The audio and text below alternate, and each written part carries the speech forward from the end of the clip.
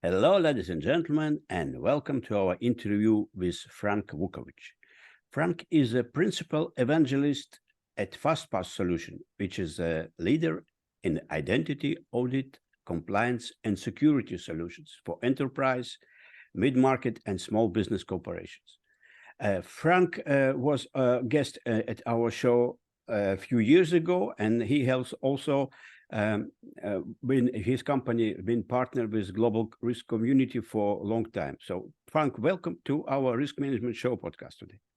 Thanks, Boris. It's great to be back. Always looking forward to chatting with you. We know that from a risk perspective, there's always a lot going on and plenty to talk about. Absolutely. Thank you again. So I believe that we will have a very thoughtful conversation on the topic of access certifications, and more specifically, the evolution of access management and identity, and the continued need to make a guardian of companies' assets from the outside, but also the need to watch users closely once they are inside the front door and using business system. So I know, Frank, we have spoke with you several times already, but maybe you can repeat before that we start our conversation. Could you remind us short about your career path, what brought you to where we are right now, and what you guys are up to these days? Absolutely, yeah. I appreciate that opportunity, Boris. So I've been working in the security, audit, and compliance space 30 plus years.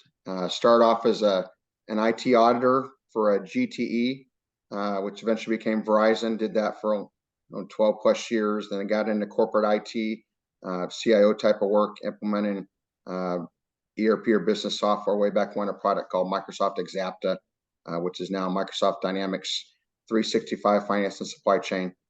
Did that for probably 7 years. Continued, though, to maintain my audit certifications. I'm a certified internal auditor, certified information systems auditor. And then basically 8 years ago, left doing that type of work and joined Fastpath, which at the time had a set of great solutions for governance, risk, and compliance specific to the Microsoft Dynamics family of ERP or business applications. In the last 8 years, we've grown. Fastpath now offers those solutions not only for Microsoft Dynamics, but for all the world's leading business applications, whether it's SAP, NetSuite, Workday, Oracle, Salesforce, a long list of applications. But in my time at Fastpath the last 8 years, I used my security, audit, and compliance background to work with the many different partners, whether it's the audit firms out there using our tools in the marketplace, or the service firms or SIs that are helping customers design security, maybe doing role to design products, maybe doing our SOD review projects, working with them. And then I'm still very active in the audit community. I speak at lots of audit conferences, whether it's the Institute of Internal Auditors or the ISACA, which is IT Auditor Association, speaking at their events, also doing webinars and the like. And just really, and you and I talked about this before, that the risk-related security continues to grow. There continues to be a focus a lot on the external threats and cybersecurity, which is important. We'll talk about that today.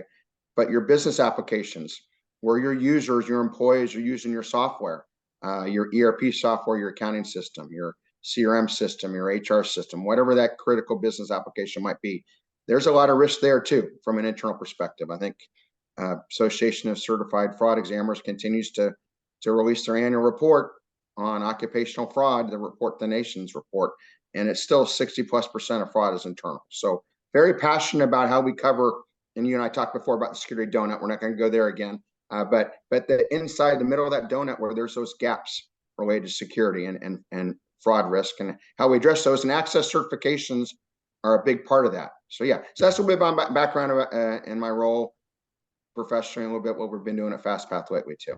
All right, so let's do some introduction to access management evolution. So to set the stage, could you provide us to our listeners with an overview of how access management and identity have evolved over the years, and what are the key milestones that have shaped this field? Yep. So obviously everyone wants to know who has access to your systems and what are they doing with that access. Those are basic questions, the who, what, whys, if you will. That's important. So in the past, sometimes it's very challenging to go to your accounting or ERP system and even generate a list of who has access to payroll, who has access to post journal entries, who has access to post payments to vendors. And then even once you had that list, who was even qualified to review that list? So from an access certifications perspective, and even before access certifications, that this type of review process, which has been very, very manual traditionally, was called user access reviews, or UARs. UARs is still a common term. User access reviews. Someone's gonna run a list manually out of your system, probably someone being someone in IT. They're gonna give it to someone to review. That someone should be the business owner or data owner of the application or system, because in reality, that same person or their organization is the one that should have signed off on the request to have access to that data in the first place. All that's been very, very manual from a business applications perspective, a lot in the past. Sometimes those data owners, business process owners, didn't even know what to ask for. And IT doesn't always even understand the security model to know how to go pull that data. So it became a very manual task. And a lot of times then when it was being reviewed, the reviewers are like, why am I reviewing this? I don't understand it. I don't know the security model for SAP or for Oracle. I don't understand when it says this person has access to the AP clerk role, what really that means. And the other flip side of this is we talk about user access reviews. Role access reviews are just as important. So yes, you want to know who the users are that have access to your data, but they're getting that access through the assignment of roles. If you don't know what that role actually allows them to have access to and make some assumptions, there's a challenge there too. You may give them access to the AP clerk role and assume it means they can only do 3 things. Well, what if that role has been customized, still named AP clerk role, but allows them to do 4 other things you don't even know?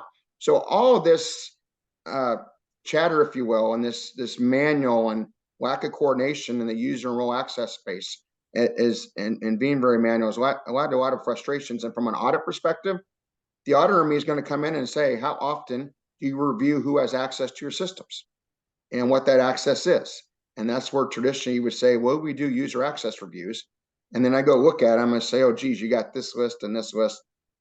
You're signing off on this. Do you know what this means? And a lot of times me as the data owner said, well, I think so, but you don't really know. And then there's this term, and I heard it today on a Microsoft identity conference I was sitting in on, called review fatigue. So so much data to go through, all very manual, sending me spreadsheet after spreadsheet, going through line by line. You mean you can imagine in a larger size company, let's say you have 5,000 employees, and they say you have about 200 people in accounting alone that has access to your SAP system from financials. Someone trying to review a spreadsheet with hundreds of rows, that just doesn't work. So that's sort of the background, and the same holds true to identity. So I talk a lot about business applications and the data there inside the internal threats. But now we're doing the same thing with identity too, with doing access reviews. When you set someone up, when they start their digital life, if you will, inside your company with access to your systems, it starts off with their first day on the job and they get set up in the HR system. Let's feed that data directly into an identity solution, an IAG solution or IGA solution that allows you to provision what they should have access to. But periodically, we need to be reviewing those identities as well from an access review, or now what is access certification. So now we're doubling the work in some cases. That can't be done manually. So that's a little bit about the background of where we've gone from. No one's disagreeing that we should review periodically who has access to our systems. And now from an identity perspective, who has access even in through the front door. You've heard me talk before about the security identity being the perimeter of the fence around all the assets of your company, including all these different business applications. And then you go through the house, you open the door, and what room can you go into, and then what's inside that room, and you go different layers there. Access reviews or access certifications now need to start with the identity, do that periodically, but also now those different applications, those different pieces of furniture and those different rooms and what drawers you can open up and the like. So very, very complicated, lots of data and lots of knowledge that has to be in the hands of the reviewer. And sometimes they don't really know what they're looking at. And that's why we've seen access certifications come about and a ton of automation to help with educating those reviewers on what they should be doing, but also to make it easier to track who's doing what reviews. And we can talk more about that in a little bit. That's sort of the evolution of where we're at now with the need to do access certifications, both on the identity side and the business application side. Yeah. So it's great background, but how do you balance security and the user experience? Because striking the right balance between security and the user experience is crucial. How can organizations ensure that a robust access management system without compromising the usability? As you said, a lot of spreadsheets and kind of legitimate users getting lost. Get lost. They get lost, or this quick, just because they know they weren't hired to do access reviews or access certification. Exactly. They just want to move off their plate to get back to their day job. So three things there. One, any company that's going to be doing access certifications needs to have confidence that the data being pulled out of the source business system or source IGA system is accurate and represents exactly who and what they have access to. So before we even get to the point of someone reviewing a report, that report and how it's presented, that's the second piece here, the user experience, has to be accurate. And if companies are still manually requesting lists from IT and assuming IT knows exactly what to pull out of that security model of SAP or Oracle or Workday or NetSuite, the auditor and me would get skeptical, because those are very, very defined, very deep security models. I've spoken a lot about all the possible permutations and combinations inside SAP and other larger ERP systems. You can't expect your IT or your security admin to know those models inside and out. So you might even have a false positive or negative in terms of what you're reviewing doesn't even represent the entire universe who has access. So that's number one. You have to have a tool that you know is pulling in all the data that you want to look at. And it's relying on manual queries and spreadsheets is just open for errors. I mean, anything manual is open for errors, intentional or not.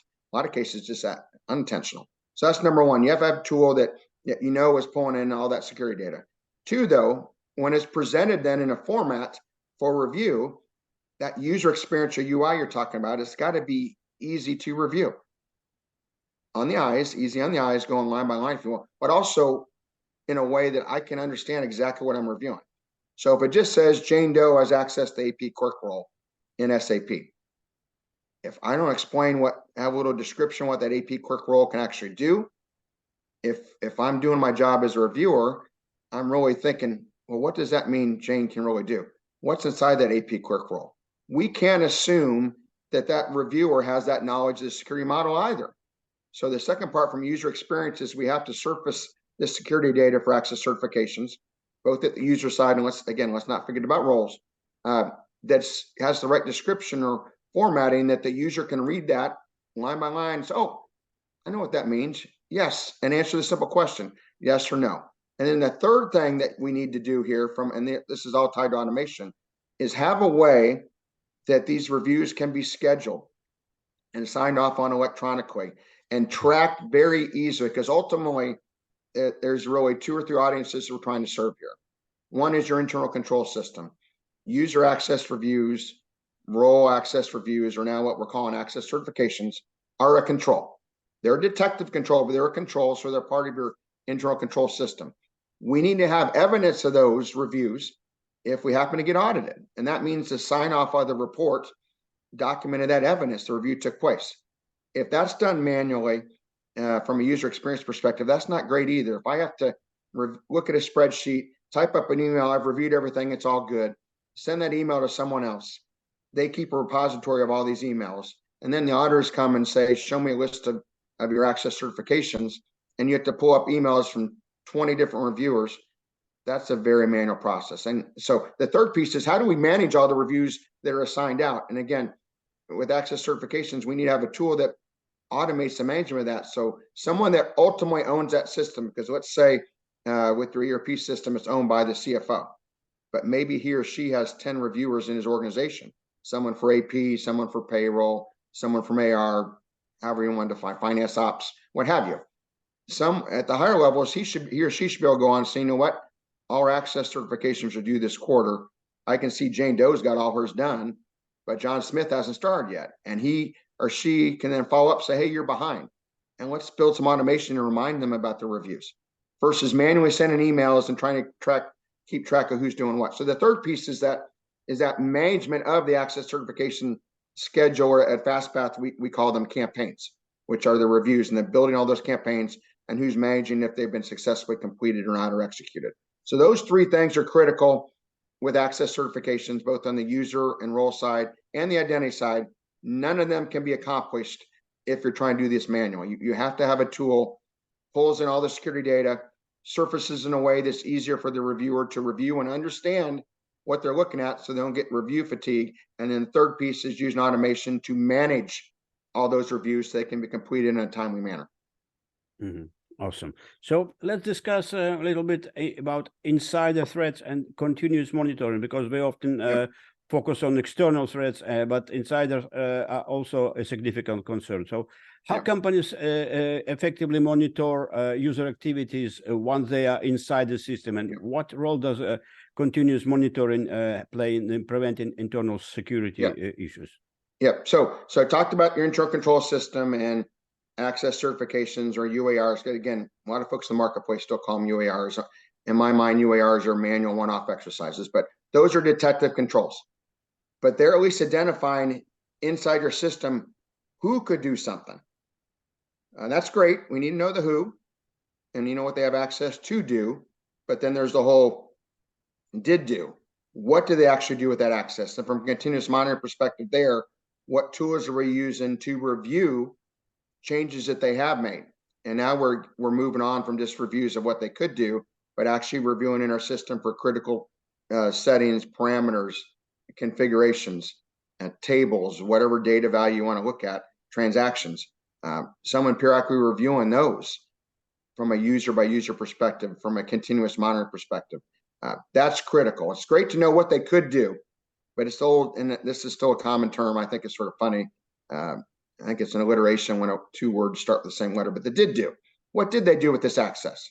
So we want to, from a continuous monitoring perspective, for those areas where we've done a risk assessment, we've identified where our sensitive data is, sensitive transactions, important parameters and settings that if they have changed, we want to be aware of those right away. You can deploy some tools, again, with automation. You can't do this manually, that allow you to say, you know what, the AP terms, that value's been changed. A vendor bank accounting information's been changed. Payroll information's been changed. Sensitive data like that, you probably want to trigger to be aware of sooner as opposed to later. And then the second part of this, though, from a continuous monitoring perspective, going back to the access certifications, and this is critical. This is where it becomes detective, but then it's a little bit preventative from a control perspective. I'm looking at some folks' access on a report as a reviewer, and I know that's wrong.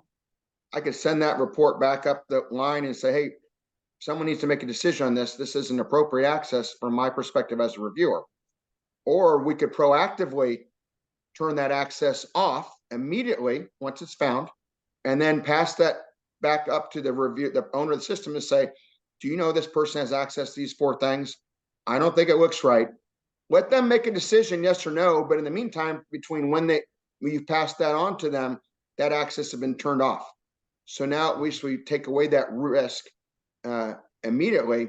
If the person owns the system, you know what, that's okay. They can then send a request for it to be turned back on, provisioned back on. This is what identity solutions like the solutions at Fastpath do, access management, access control management systems do from a compliant user provision perspective. If you turn it back on, it's documented. We made a decision based on the review to accept the risk. Maybe there's a compensating control or something else. So from a continuous control monitoring perspective, let's very quickly act to remove that access from provisioning perspective.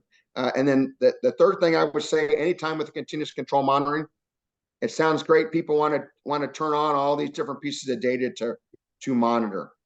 You have to think about the performance impact on your system. And then 2, you have to think about how many additional reports you're then generating that someone has to review for these critical changes that have taken place. You don't want to fall into a review fatigue scenario there either, right? We're also now, we're tracking 200 pieces of data we think is really important in our NetSuite accounting system. Who has the time to review the reports for all those 200 pieces of data, especially if we say we want to know if that's been changed on a daily basis? So now you're really, and I used to joke all the time, alerts were a big thing 20 plus years ago. Let's put an alert on that, and alert on that, alert on that. We end up having so many alerts that people just ignored them. It's like Pablo's dog. You eventually ignore them because there's so many. We got to be careful with anything we're reviewing from a continuous control monitoring perspective, access search. So we don't have so much to review, or maybe not ignoring it because we know we have to do it. We're just rubber stamping it again. But continuous control monitoring, yes, that's critical. Risk-based approach, what's most important to monitor, how you're going to monitor it, and you have to use automation. You can't do it manually. Mm-hmm. So let's discuss a few words about emerging trends or developments in your field and what small business owners should keep an eye on. Yeah. So I think I was telling you before we started, I was at a Identiverse regional conference in Chicago yesterday. That's a security group, identity group, talking about some of the cyber threats and they continue and how it relates to the identity space. AI is changing things. Everyone likes to talk about ChatGPT, and that's great. I write a lot of blogs, and probably you could go to ChatGPT and write 95% of what I could write in a blog. It can write in 15 seconds. Well, you know that too, based on the business journey, of course. Doesn't mean it's always right, but same holds true in the security space, though. That the technology that allows the bad guys and gals, the hackers, these hacking groups that can really act like they're someone when they're not. So phishing emails now are a lot better. If I'm a small business owner, I'm really concerned about educating all my employees about the risk from the external threats and how they're using technology now to mimic someone, voice, like what you look on video, emails now that they used to talk about some Nigerian prince and needed some help to get some money. Have you got one of those emails lately, Boris? We're not getting those anymore. Yeah, sure. I even I have somebody who now they can you see a talk from Trump, kind of jokes in his kind of real Trump speaking. Yeah, the technology. This is a very important point, especially for small business. The technology to help the bad folks out, to make the tools they're using try to get into systems look better, and that's the Nigerian prince email is a good example where they're usually used to have poor grammar and there's little things. Now they're not bad. So you really got to train your people to say, be extra careful. Don't click on links. Look to see who sent it to you. I know that's security 101, but because the technology has allowed them to get cleaner, and let's not forget now too, it's put so many more tools in the hands of the bad guys and gals. They can go download some of this stuff. I've sat through maybe numerous sessions where I talk about hacking as a service, HAS. Hacking tools as a service you can go subscribe to, and an 8-year-old could run them if he wanted to. So that's number one, educating your people, especially small size companies, to understand those threats are real. Because someone can pop up an email, it's time to change your NetSuite password.